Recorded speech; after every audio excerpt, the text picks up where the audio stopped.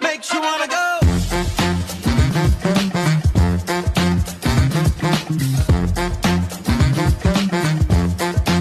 Makes you wanna go. Na na na na na na na na na na na na na. Makes you wanna go.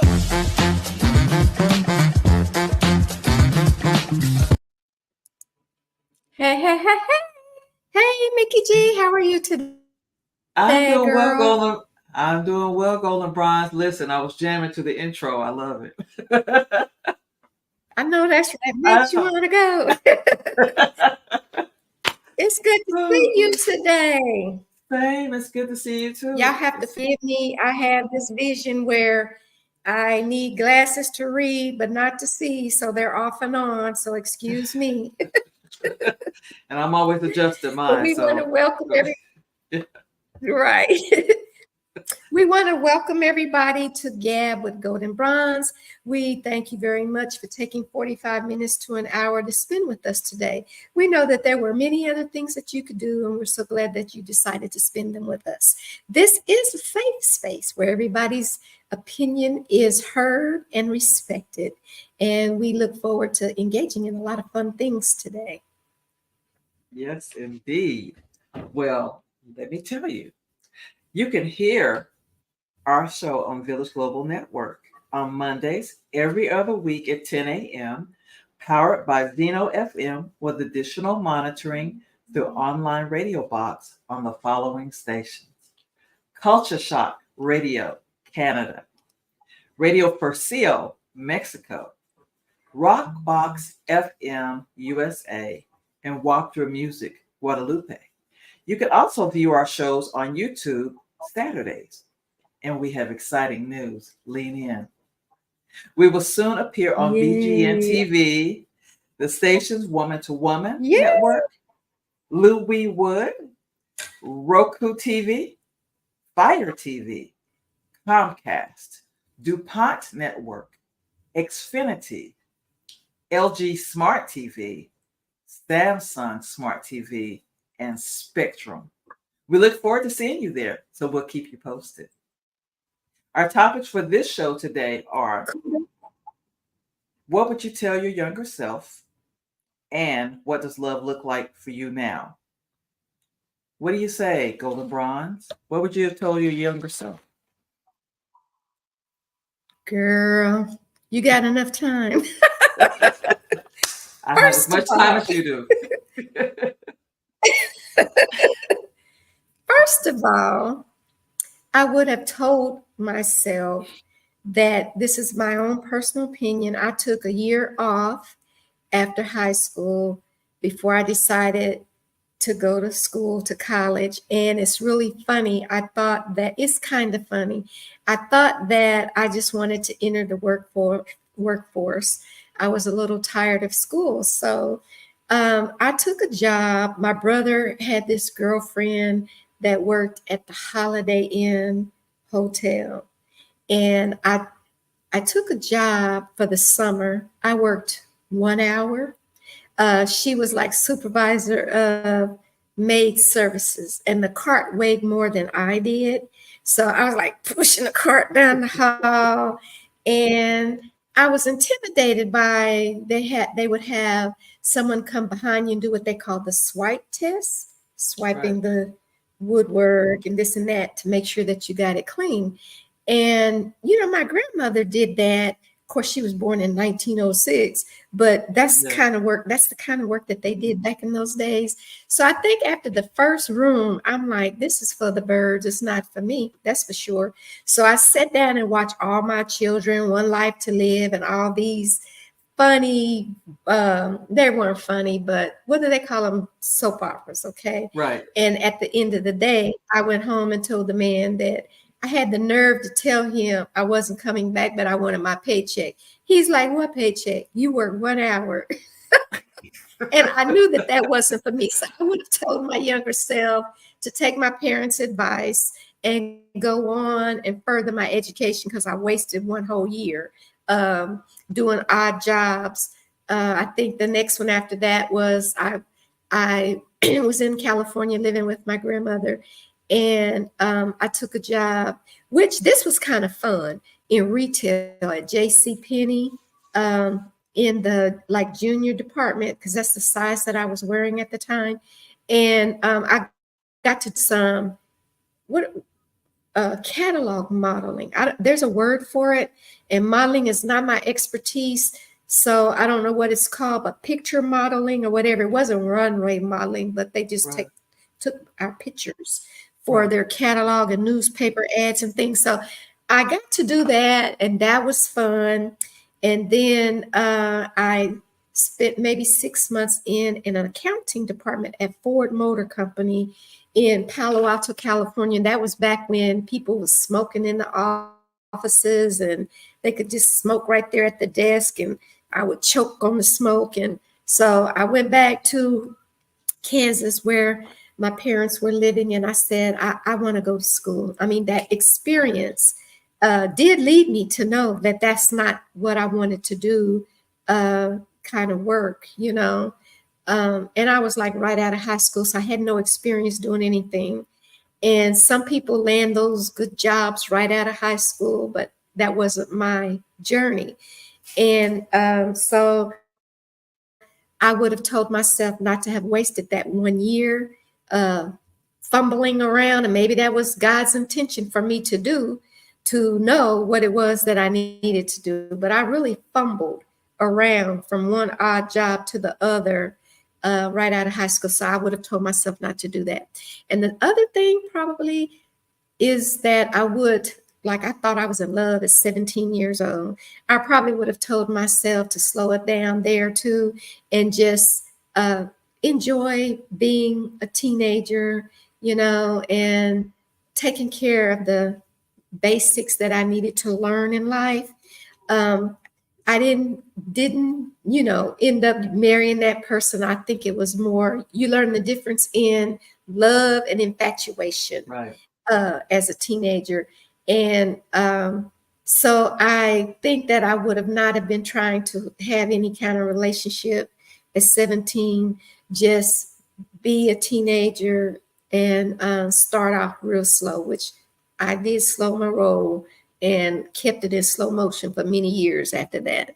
So those two things, and we'll come back to me, and let me ask you, as let's start with as 17, 18, where I started, okay, and work our way up. What would you have told yourself differently at 17 years, 18, or 19 years old? Well, I tell you what, I'm going to tell you all that when we come right back. Okay, so as I was saying, well, and it really kind of goes back beyond, because it's a foundational thing. I would have told myself that I was enough. I would have told myself not to settle. I would have looked inside of myself to see what I was made of and see what my gifts were. So I think that I would have encouraged myself to know that I have everything that I need, that I was born with. And so just look inside and find it. And knowing that I was complete, and I didn't have to look for validation from people, from boyfriends, from anyone, because I was valid because I was born. And so it's really pretty simple for me, because it leads to a whole lot of things in life. If you know that you're enough and you look for the gifts inside, then you can make it a little bit better. You know, Yeah, hindsight is 2020 for real, yeah. because of what we're saying right now. Had we known, and even on the domestic violence front, Hmm. I didn't know what to look for. I didn't know the signs. I didn't know what was happening. So being aware of the world around me and being aware of myself would have been things I would have told myself at that stage of life. Just never settling. And in this iteration of my life, I've looked inside and found the giftings and talents that I have, and I'm using them now. And, the Bible says your gift will make room for you. And so mine is more introspective and not necessarily situational, but that's what I would have told my younger self. And you know, Mickey, speaking of telling yourself that you're enough comes with age and wisdom, because I find myself telling my grandchildren that right now, and my daughters, you're enough. Don't try to live up to somebody else's expectation. Live up to your own. But you have to know what your value is in life for yourself to know that you're enough. And that's very, very interesting that you would say that. That came from me 20 to maybe I don't know when that introspection came for you, but that came for me in my 20s, the introspection. And it came from experiences of domestic violence. My relationships were just that. And the introspection led me to wonder, why is it that I attract men that want to control me, that are jealous, dominating, overbearing, and get angry when you're not submissive to that? And what I would hear is, you're supposed to be submissive, but not to control, not to abuse, not to degradation, and all those things. And I learned that much later in life, past 19, in my early 20s, that I was enough. But it took those situational things for me to encounter, I believe, before I gained that introspection. But you're a very wise person anyway, so you probably learned that a lot sooner in life than I did.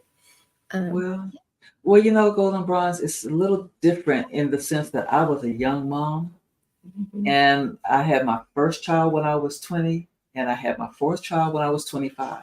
Yeah. And so I was in survival mode for a lot of the time. And once things settled down, I was able to look at my life. I think that I'm always growing. I learned lessons from that. Learned lessons from that marriage, etc. And when you evaluate what you went through, then you say, how could I have done that better? Mhm. What could I do going forward, not to make those same errors in judgment, or what should I look for now? And so those are some things that I learned, I say, in my 30s. And then as life went on and I hit another bump, then I learned from that also. And so Yeah. that's what life is. I often say that in the mind or in life experiences, you have to have wrinkles on the brain for experiences to stay there, because we don't go through things for ourselves. We go through them for the next person. That's the each one teach one. And Right. so, as we're sharing our experiences of growing up and learning, we're teaching someone else who's coming behind us trying to figure it out. So, it's been a journey. And one of my sons said, you're not grown until you're gone, because you should always be growing. And so that's where my thought process is. I'm still learning, I'm still growing, and I'll be growing until I leave this world. And I always say your son is right, because my theory is we can always learn. Right. You're saying grow is probably the same thing, but you never stop learning to your expiration date. As long as you're standing 2 feet upright, you are going to learn through life. And Mickey, you're probably exactly right, because I didn't become a mom and married until I was closer to 30, right? And so it was experiences that I was going through then, the domination, the control, the lying, the intimidating and degradation. Then I thought I am better than this. And but I was further on into life getting married than you were. So you learned that experience. You learned it way before I did, by that's probably going through some of the same experiences. You just went through them earlier Right. in life. And so you're absolutely right about that. And if I can, I would like to say that that's one of the things that we share with people with Golden Swan Cadre. We talk about the different types of domestic violence / abuse, that it's not all physical, it's emotional, psychological, financial, physical as well. And there are 7 different aspects of it. And part of what we do, ladies and gentlemen, is we do webinars and seminars and events where we educate the people, everybody, about the triggers, about the red flags, about what domestic violence and abuse is. Oftentimes, we don't know that we are the abuser. Oftentimes, we don't know that we are the victim. And a lot of victims go through years and years, like we did, before we ever realized, hey, this is not normal, what we're going through. Everybody is not treating their spouse this way. This is abnormal behavior. We deserve better. The only person happy is the abuser because he's in control. And we teach you guys those life lessons and encourage you to learn the red flags. And we'll talk about more about that when we come right back. I agree with that. And before we go to our next subject, I want to also say a lot of times people say, well, why didn't you leave? You should have left. We don't know what we don't know until we know it, and so it's very unfair for someone to say, well, I would have left, I would have gone, I would have, you never know what you're going to do. And then you don't even understand what domestic violence is. So sometimes Right. it's a journey, it's not a sprint, as far as the domestic violence journey is concerned. So I'm And glad you that brought that journey up. can last years. People don't understand there's a lot of factors involved. You love this person that you fell in love with. They always come back and say, I promise this was my case. I'll never do it again until the next time. Okay. They don't say the next time. I'm saying they always say, I love you more than life itself. I'll never do that again. And then it happens again. And because you love that person, you want to trust and believe that that person is sincere, because you should never marry anybody that you can't trust and believe in. So the you're whether it's a man or a woman, usually it's because you have some heartstrings attached to that person. Even though they're abusive, you want to believe that they're sincere. Then you have children. I didn't want my children to be a statistic. I wanted to believe that this person really meant what he said and hold this family together. I didn't want to be the one that breaks it apart, but didn't realize that the person doing the abuse was already working at breaking it apart. But we're young. We don't realize that it's not our fault. Sometimes we take the guilt. If I leave, then I'm causing my children to not be around their father. I found out later that their father wasn't always the nicest to them either. I didn't know that till after the fact. You understand what I'm saying? Right, I I probably do. would have been out of there, yeah, in a flash, had I known that. But I can say for myself, whether it was right or whether it was wrong, because we live and we learn by our mistakes, is that I was trying to hold a family together. My parents were married from day one to the day my daddy died. And that was the example that I was trying to set for my children. Right. Eventually, I had to just throw in the towel. It takes two people to make it work and two people to want the same thing. But people don't understand that. I heard it too. You should have just left. Well, I would never let anybody treat me like that. Well, why did you do this? And why did you do that? You Yeah. cannot speak from the bleachers. You have to be in the Mhm. game to understand. And people who stay in abusive situations for the sake of their children, not to break a marriage apart, your children are watching. Your children Yeah. are watching this person abuse you and picking up that maybe this is okay. Your sons and your daughters, and so it's not okay. And so if you can find a wherewithal and find help, find some resource, someone you trust to talk to help you, that's the beginning of it, because Mhm. when you're drowning in something like that and you're trusting that person, especially if you're in a marriage, you don't want to Mhm. destroy your marriage. You don't want to end your marriage and have a divorce. So you do stay a lot of times and hoping that it will get better. And Exactly. oftentimes it does not get any better. It does not Exactly, get better. Mickey. In fact, a lot of times it escalates and gets worse. And the last thing you want to do is to die. Right. So just figure out the signs, educate yourself. We'll be doing some educating as well on our platforms to educate you as to what domestic violence is. And it isn't just someone punching you.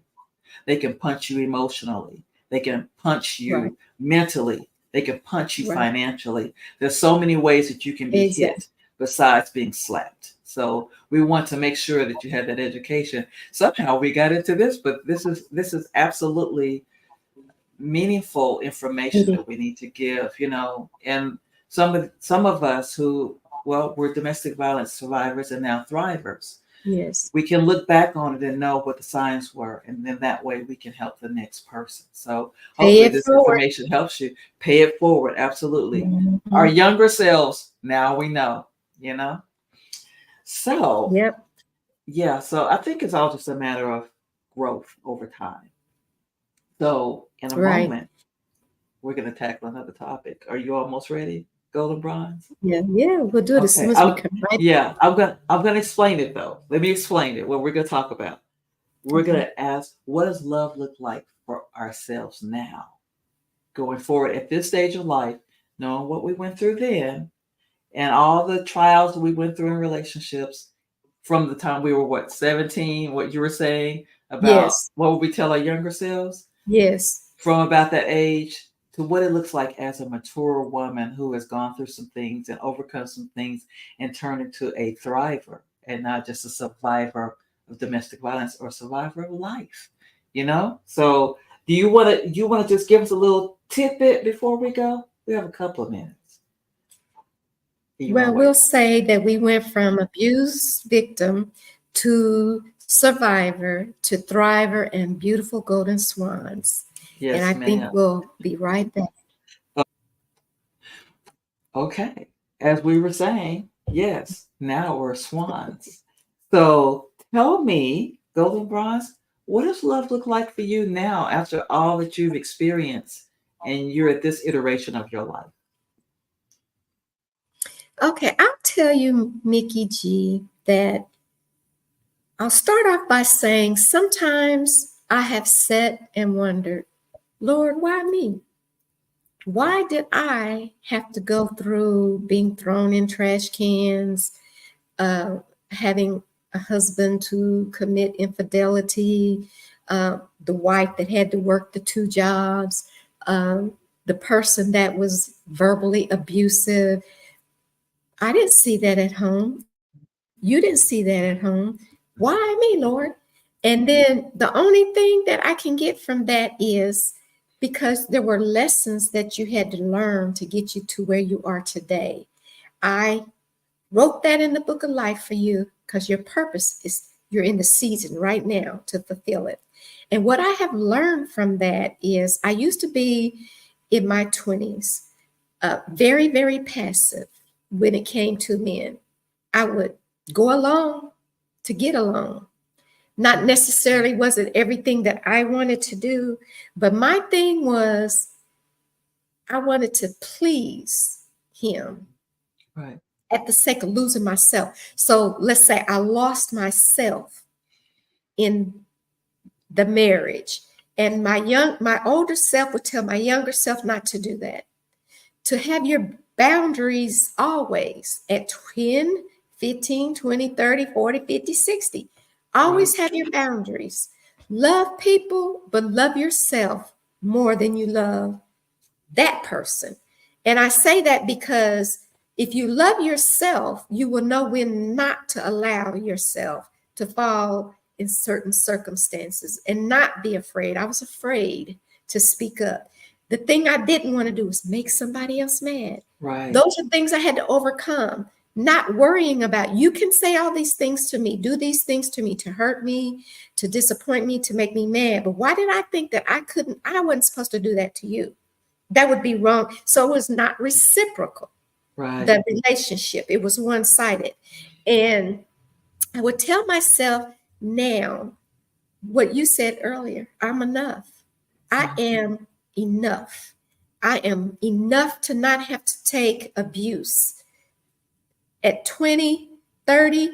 And I learned that lesson at 42. That's when I left. Right. Okay. That's when I ended it. So I Right. went through 20 years 20 years of verbal, emotional, he's physical, financial, because when we did split up, I'm at work working and he went to the ATM and emptied it out. Okay. Wow. And something, the Holy Spirit was speaking to me and I ignored it. I learned to never ignore that little quiet, still voice. That's the other thing. My older self would tell my younger self to pay attention to your intuition, because that intuition is God speaking to you. Right. Kept telling me to lead, to go to the bank, to go to the bank. And I didn't do that.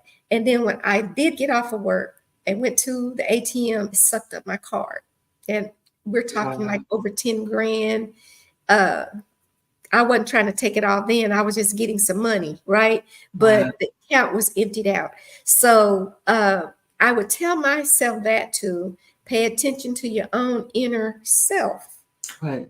That is God speaking to you. When that self says, this is not normal, pay attention to the behaviors, pay attention to the sign. Don't sweep that under the rug. Pay attention to it. That's God trying to lead you. That's what I would tell my younger self. And then if I had done that, some of those things maybe I would not have experienced, because it was self keeping me there and my own immature reasons, because I do believe God was trying to tell me, this is not what I want from my child. You are a child of God. You are my daughter. Right. That person is a street person. That's unevenly yoked, and this is not what I want for you. But I didn't listen to that inner voice. So that's the other thing. I would pay attention to my own intuition, the own feelings that I get when it don't feel right. It's not right. When something is going on in your life and it doesn't feel right, trust me, it is not right. Pay attention to it. I tell myself that as well. Amen. Yeah, it's deep, but it's lessons that I've learned, Mickey G. And I would tell myself not to always give in to the will of someone else, because it's not always the will of God. Right. You know, to do some things that I think is important to me for me to be whole. I completely lost myself, okay, and tried to just be something somebody else wanted me to be, and the only person happy was the other somebody. Right. So that part. Yeah. That part. That's Well, a little bit. Well, I'm listening to you and I'm relating in so many ways. You and I, we grew up in the church, and I grew up in a Pentecostal church, and I was very sheltered growing up. It was, you dated within the church, you did everything within the church. There were things you weren't supposed to do, and so not having context with the rest of the world made me a sheep in a wolf's world.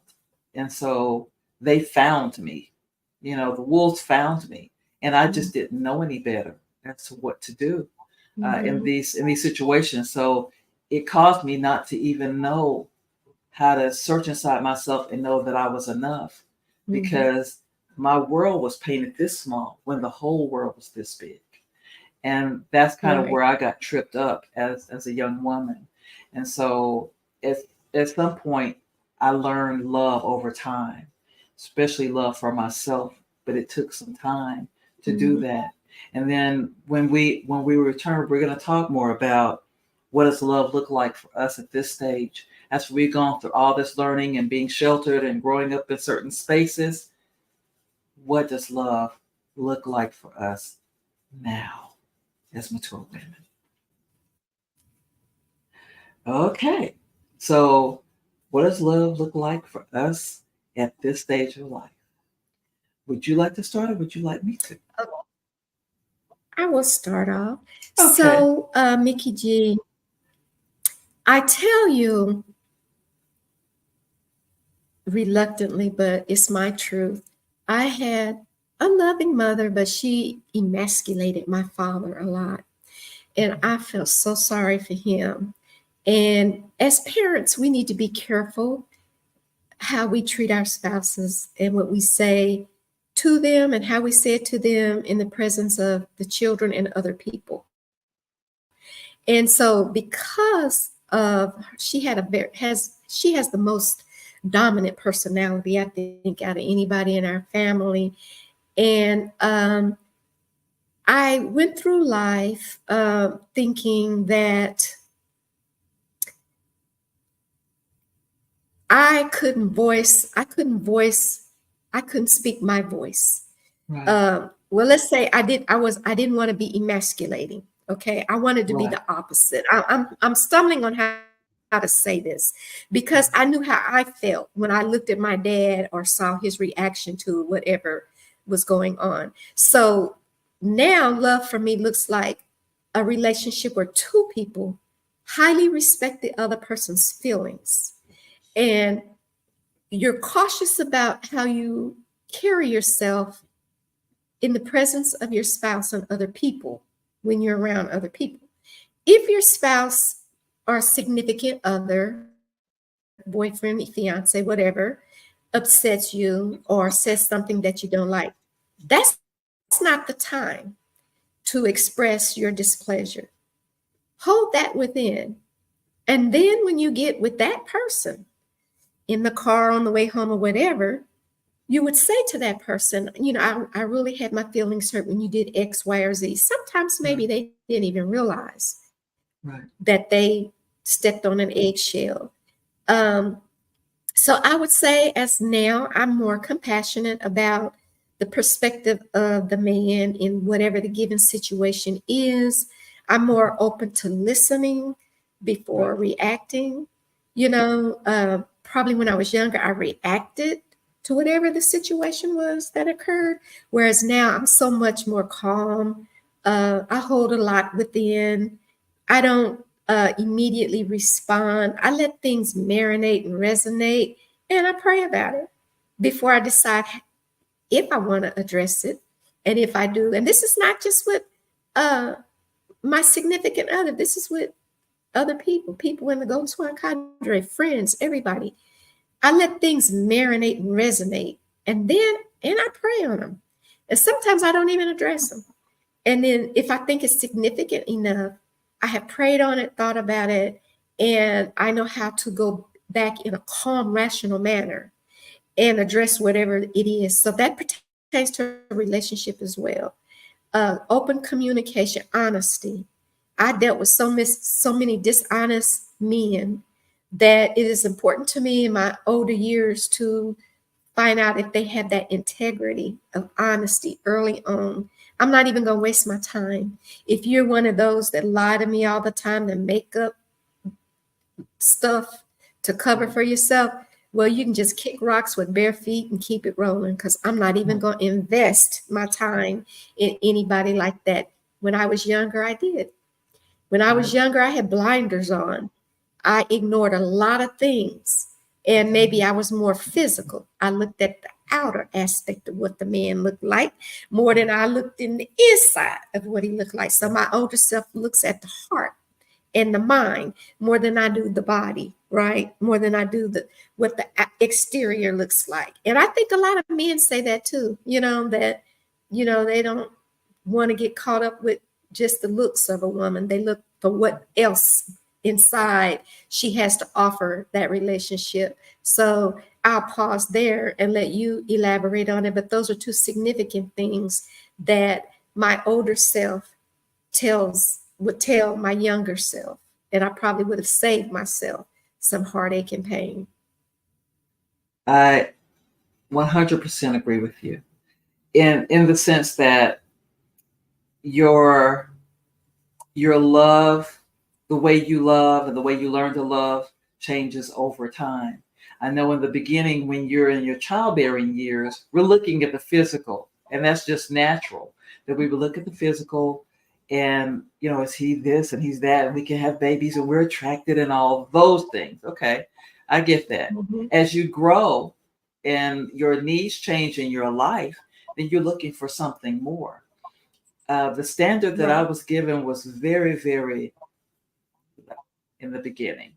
He just had to be someone who was in the church and saved. That was the bar, but not anything else. Educationally, employment wise, character, things like those things. That wasn't shared with me. Though I watched my parents be married, like your parents, till my mother passed away, and so I watched them stay together in a marriage. So I married. I was young. I've seen violence in another generation in my family between spouses, and I thought that's the way to go. And so at some point Mm-hmm. early in my marriage, I would I remember one occasion where I hit him, and that wasn't the way to go. But being emotionally immature and following an example that you thought that's the way you're supposed to handle things, that's the way I tried to handle things at that point. But I'm going to elaborate a little bit more in just a few moments. We're going to step away for a minute and we'll be right back. Okay, so as I was saying, I thought that was the way to do it. And I was at that time probably standing 5'7", 5'8". I'm 5'9" now. But my husband then was 6'4". And I thought I was supposed to hit him. No, no, no. No, no, no. You don't do that. And he was defending himself and all those things. But as I understood, as I grew up, now mind you, I was married when I was 20.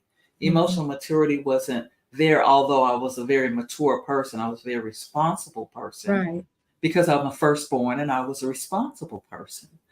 But that's not the way to handle it. Hitting your husband or hitting your wife.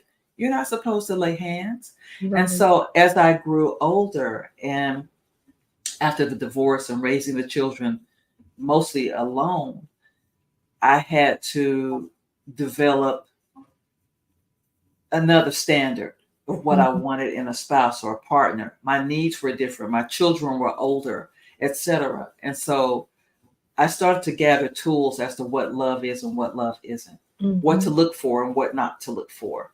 And so that comes with life experience very often. And it did for me. Right.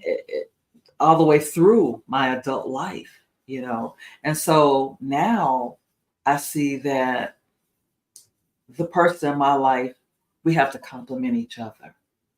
They may have strengths that I don't have, and I have strength that he doesn't have. And there's a mutual respect there that takes you to where you need to go, and you communicate with each other. And so love for me now is not just the external, although you want them to be kind of attractive to you. Yes. You do have standards, Yes. but at this stage of life, people are getting grayer, they're getting pudgy, all those things are happening to people as we get older. And so we must look on the inside and see what a person is working with in there. And I think that our standards are deeper, they're more thoughtful, they're more planned out how we interact with someone. And love is not just about physical. It's not about sexual things. I know, and we seem to share some commonalities with what we would tell our younger selves because I said also about the respect and the honesty. But another thing, Mickey G, I just want to elaborate is when I look for the sensitivity and compassion in a man. And when someone is that way with me, they gain those stars. Okay. You don't have to be hard and rough and, cuss and talk crazy to me. That's a turn off for me. I have in the last couple of years dated a man or two that came across that way, and I ended it just as quickly because I just, that's not attractive to me. I look on the inside, like you were talking about.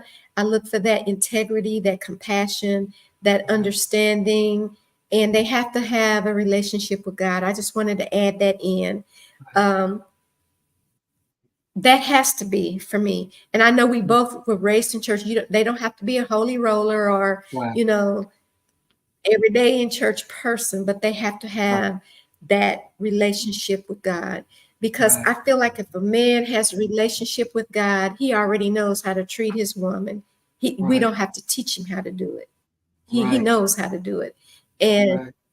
I don't want anybody that I need to teach how to be a man. And a man is more than just being born one. You're born a Right. male, okay? Yeah. But your woman should not have to teach you how to be a man to her. Right. You Right. know, and that's something my father used to tell me because he said I was unevenly yoked.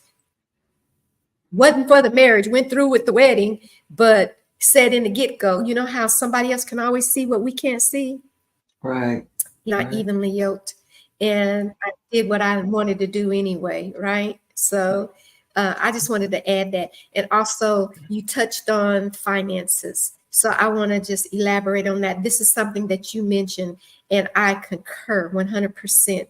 That person has to be able now to come to the table with something. I was always in a situation that was not the way that it was meant to be, where I had to, if I couldn't be sick. Thank God I never had cancer back then or anything like that, because my salary was one required of and needed. Right. And that didn't matter to me then. For some reason, when I was younger, um, how much money a person made was not the number Right. one thing on my list, right? But I Right. got caught up in the things that they, but not necessarily did they practice. So they told me this is how I am, but they showed me that they were something different after we were married. You know what I'm saying? So Right. Right. uh, Right. I don't want to be the sole caretaker anymore, the sole financial burden. That burden was on my shoulder for 30 years. I don't want to be that, but we'll go into that when we come. Okay, thank you, Okay. Enrique. Back. Let me finish my statement. I just wanted to say that when I was in my 20s, a person's income or job status didn't matter to me. Their income doesn't matter so much as they are able to carry on the financial responsibility and not leave that burden just to me. I've always been one that would help, but I don't want to be one that has to be the only one to do it. Right. Okay. I agree with you on that one. Well, I will tell you, I'm so glad we had this conversation today. We all have different Mhm. points of view, and every point of view is respected. As Golden Bronze stated earlier, this is a safe zone. And Golden Bronze is going to tell you about who we sponsor, Golden Swan Cadre. Yes, ma'am. We sponsor Golden Swan Cadre. I would like to say that I am the CEO and founder of Golden Swan Cadre, and Mickey G is a faithful member of the organization and also the podcast, as you know, of Golden Gap for Golden Bronze. Golden Swan Cadre is a 501c3 nonprofit organization that advocates against domestic violence. Not only do we advocate against domestic violence towards women, we advocate for women's health issues, including mental health, self-care, and mindfulness, which is inclusive of a lot of different things to make us a whole, healthy individual. You can sponsor Golden Swan Cadre by going to our social media pages, the official _ Golden Swan Cadre at Instagram, and on Facebook as Golden Swan Cadre. You can even hit me up on Facebook, Golden Bronze, and also Mickey G, Mickey's Life to the Fullest, I believe is her handle on Instagram. You can donate via our website, www.goldenswancadre.com, or you can send a dollar to whatever to $ the Golden Swan Cadre, excuse me, I think it's just $ Golden Swan Cadre on Chime and Cash App. The handles are the same. We'll take $1 because every dollar adds up to 100, and we'll take 100 and up, whatever you feel your heart deserves to give us. Our monies go towards helping victims of domestic abuse once they leave the domestic abuse centers. We collaborate with some centers that will refer people to us, and we take it from there. We mentor them, we peer-to-peer with them, and we help them furnish their apartments or homes once they start their single family journey. And we would appreciate anything that you find in your heart to offer to donate to Golden Swan Cadre. We are also sponsored by Blue Cross and Blue Shield of Texas. Any comments, Mickey G, before we wrap it up? No. Only thing I can tell you is that make sure you hear us on Village Global Network on Mondays every other week at 10 a.m., powered by Zeno FM, with additional monitoring through online radio box on the following stations: Culture Shock Radio, Canada, Radio Forcia, Mexico, Rockbox FM, USA, and Wapta Music, Guadalupe. And not Thank you for only joining that, us. tell them where else they can find us on Village Global Network Village TV Global coming Network. soon. Yes. So we have this exciting news. We're going to be on VGN TV. The stations are Woman to Woman Network, Lou We Wood, Roku TV, Fire TV, Comcast, DuPont Network, Xfinity, LG Smart TV, Samsung Smart TV, and Spectrum. That's exciting. I can hardly wait. It sure is. So look for us online or on the radio, the VGN app, or YouTube. Follow us. Like, subscribe, share, and comment. And we thank you for tuning in. Come back and see us again.